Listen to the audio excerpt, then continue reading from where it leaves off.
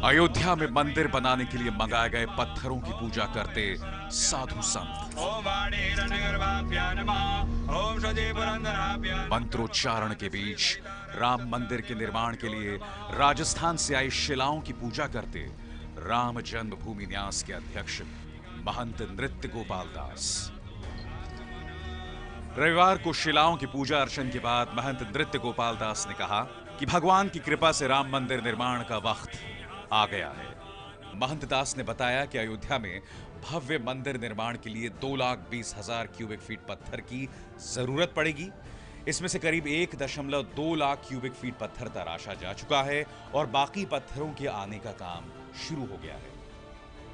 पत्थर आने का मतलब यही है, तात्पर्य यही है, मोदी जी आ गए हैं, मंदिर निर्माण की संभावनाएं बढ़ गई हैं।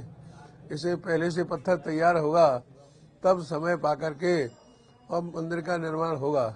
अभी तत्काल देश के प्रधानमंत्री होने के कारण देश की बहुत सी समस्याएं थी, कहीं अकाल था, कहीं बाढ़ आ गई थी, कहीं विभिन्न रूपों में, इसलिए उन्हीं समस्याओं से उलझे रहे वो।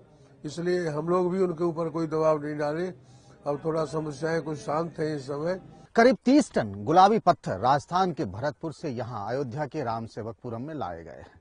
ये घटना रविवार की शाम की है और इसी एक घटना से कई सारे सवाल खड़े हो गए हैं कि 2007 तक जो इस वर्कशॉप में बिल्कुल कहीं कुछ नहीं था, 7 से ये बंद पड़ा हुआ था, वर्कशॉप में कोई काम नहीं हो रहा था। उससे पहले यहाँ पर पत्थर तराशने का काम होता था, जो राम मंदिर बनाने की बात हो रही है उसके लिए। लेकिन अचानक 8 साल बाद फिर से यहाँ पत्थर लाए जाते हैं तो सवाल खड़े होते हैं कि आखिर ये वजह क्या है, क्योंकि जिस राम मंदिर बनाने की बात की जा रही है उस राम मंदिर बनाने के लिए जमीन तो राम जन्मभूमि ट्रस्ट के पास है ही नहीं। तो फिर ये पत्थर लाने का सिलसिला क्यों अचानक से शुरू हो रहा है?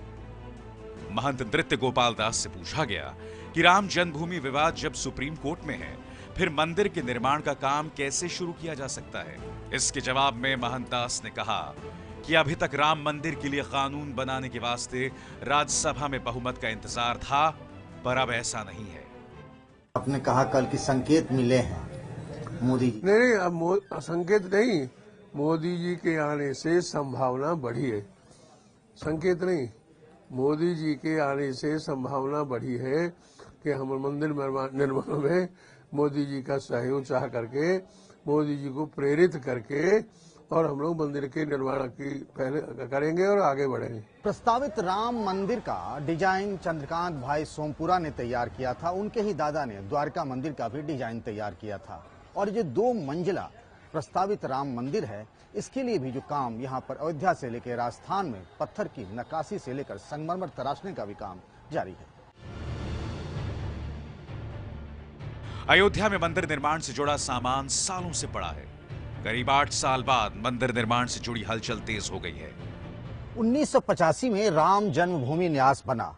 महंत रामचंद्र परमहंस दास इसके पहले अध्यक्ष बने और उसके बाद सितंबर 1990 से ही यहाँ राजस्थान से पत्थर लाने का काम शुरू हो गया मंदिर निर्माण के लिए। 4 वर्कशॉप बने, 2 राजस्थान में, 2 अयोध्या में। ये सबसे बड़ा वर्कशॉप है। राजस्थान के वर्कशॉप में काम बंद पड़ा हुआ है, लेकिन इस वर्कशॉप में ज्यादातर सामान यही है। पत्थर के नक्काशी का काम यहाँ कभी बंद नहीं हुआ है, संगमरमर का भी काम यही होता है। अब राम जन्मभूमि न्यास के अध्यक्ष हैं महंत नृत्य गोपाल दास और उनका दावा है कि मंदिर बनाने के लिए 70% काम पूरा हो चुका है।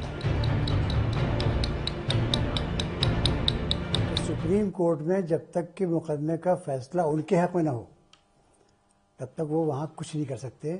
और आज की तारीख में या पिछले आगे साल भर की तारीखों में वहाँ एक ईंट भी कोई नहीं रख सकता है, ये वो जानते हैं अच्छी तरह से। क्या ये सब अचानक हो रहा है? इस सवाल का जवाब जानने के लिए आइए अब हम आपको दिखाते हैं राष्ट्रीय स्वयंसेवक संघ प्रमुख मोहन भागवत का वो बयान जिसमें उन्होंने मंदिर बनाने के मुद्दे पर तैयार रहने को कहा था। हमको भव्य मंदिर बनाना है, कब कैसे अवसर आएगा आज कोई नहीं बता सकता, लेकिन कब कैसे कितनी तैयारी रखनी पड़ेगी आपके सामने जीवन है। करेंगे तो फिर भव्य राम मंदिर बनेगा। आरएसएस प्रमुख मोहन भागवत के इस बयान पर विरोधियों ने तलवार खींच ली थी। बिहार के मुख्यमंत्री नीतीश कुमार ने पूछा कि तारीख तो बताएं कि मंदिर कब बनेगा। कांग्रेस ने कहा कि बीजेपी अपने राजनीतिक फायदे के लिए एक बार फिर राम का नाम इस्तेमाल कर रही है। राम लला हम आएंगे, मंदिर वहीं बनाएंगे, तारीख नहीं बताएंगे। ये इस मुद्दे को जिंदा रखना चाहते हैं। चंदा बटोरा है और आज तक उस चंदे का कोई हिसाब नहीं दिया है। आपको लगता है पोलराइज करने के लिए इस तरह का बयान? और क्या है, इनका पूरा उद्देश्य क्या है? अगले साल यानी 2016 में पश्चिम बंगाल और साल 2017 में उत्तर प्रदेश में विधानसभा चुनाव होने हैं। ऐसे में विरोधी दल मंदिर को बीजेपी की चुनावी चाल बता रहे हैं। क्या है राम जन्मभूमि विवाद? क्या है इस विवाद की कानूनी स्थिति? मंदिर निर्माण को लेकर क्या मुश्किलें हैं?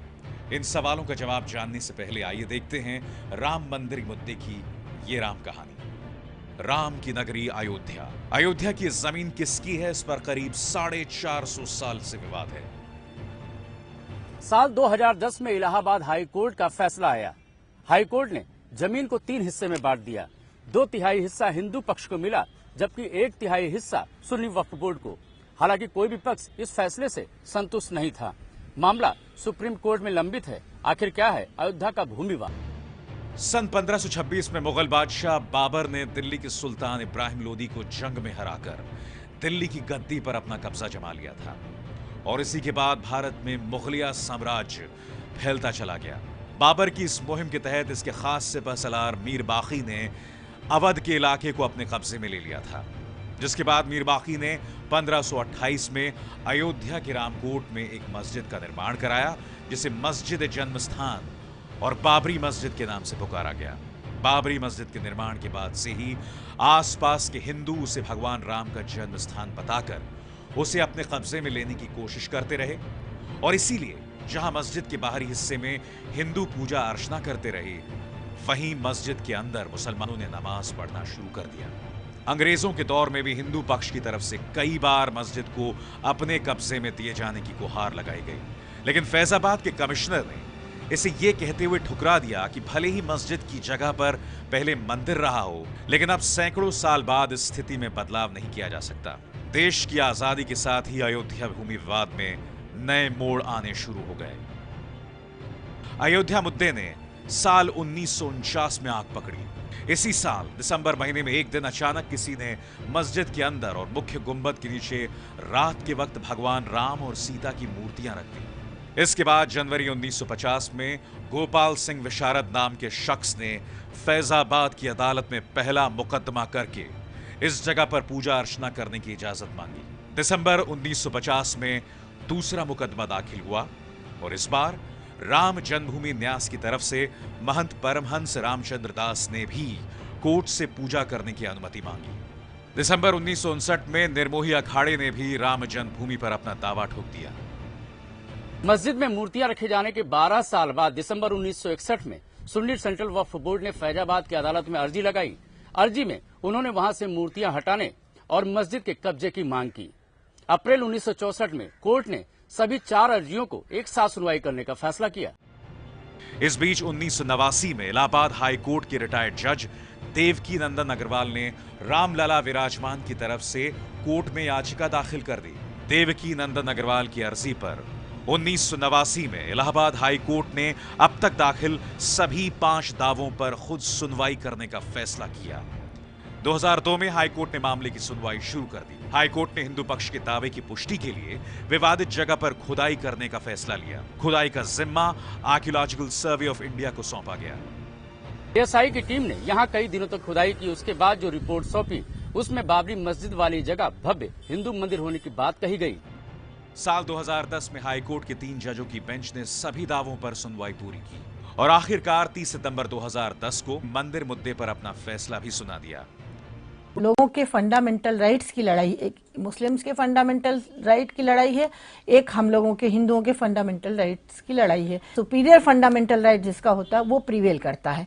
यहाँ पर सुपीरियर फंडामेंटल राइट हिंदुओं का ऐसे है क्योंकि वैदिक पुस्तकों से, इतिहास से और सारी चीजों से लेकर के यही स्थान जन्मभूमि है। यहाँ पर जाने से एक राशिव यज्ञ का पुण्य प्राप्त होता है। हाई कोर्ट के तीनों जजों की बेंच ने आर्कियोलॉजिकल सर्वे ऑफ इंडिया की तरफ से विवादित जमीन पर कराई गई खुदाई के नतीजों के आधार पर यह भी माना कि बाबरी मस्जिद से पहले वहां पर एक भव्य हिंदू मंदिर था। हालांकि कोर्ट ने यह भी माना कि इस ऐतिहासिक तथ्य की अनदेखी नहीं की जा सकती कि 450 सालों तक यहाँ जो इमारत मौजूद थी उसको मस्जिद के तौर पर बनाया गया था। तमाम तथ्यों और बातों को देखते हुए जजों की बेंच ने अयोध्या की विवादित 2.77 एकड़ जमीन को 3 बराबर हिस्सों में बांटने का आदेश दिया था। बेंच ने तय किया कि जिस जगह पर राम लला की मूर्ति स्थापित है उसे राम लला विराजमान को दे दिया जाए, राम चबूतरा और सीता रसोई वाली जगह निर्मोही अखाड़े को दे दी जाए और बचा हुआ 1/3 हिस्सा सुन्नी वक्फ बोर्ड को दिया जाए। हालांकि हाईकोर्ट ने अपने फैसले में सभी पक्षों के दावों में संतुलन बनाने की कोशिश की, लेकिन कोई भी पक्ष इस आदेश से संतुष्ट नहीं हुआ। सुन्नी सेंट्रल वक्फ बोर्ड का जो सूट था OOS नंबर 4 ऑफ 1989 और निर्मोही अखाड़े का जो सूट था 3 ऑफ 1989, ये दोनों डिसमिस कर दिए गए थे। लेकिन ऑर्डर 7 रूल 7 के तहत उन्होंने इसको 3 भागों में ट्राइफरकेट कर दिया, लेकिन ट्राइफरकेट नहीं कर सकते हैं क्योंकि किसी भी पक्ष ने ये नहीं मांगा था कि ये एक पोर्शन हमें दे दिया जाए।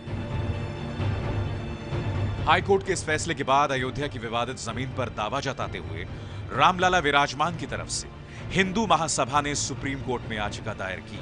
दूसरी तरफ सुन्नी सेंट्रल वक्फ बोर्ड ने भी हाईकोर्ट के फैसले को सुप्रीम कोर्ट में चुनौती दी और इसके बाद कई और पक्षों की तरफ से भी सुप्रीम कोर्ट में याचिका दायर की गई है। इन सभी याचिकाओं पर सुनवाई करते हुए सुप्रीम कोर्ट ने 9 मई 2011 को हाई कोर्ट के फैसले पर रोक लगा दी और अब यह पूरा मामला देश की सर्वोच्च अदालत में लंबित है।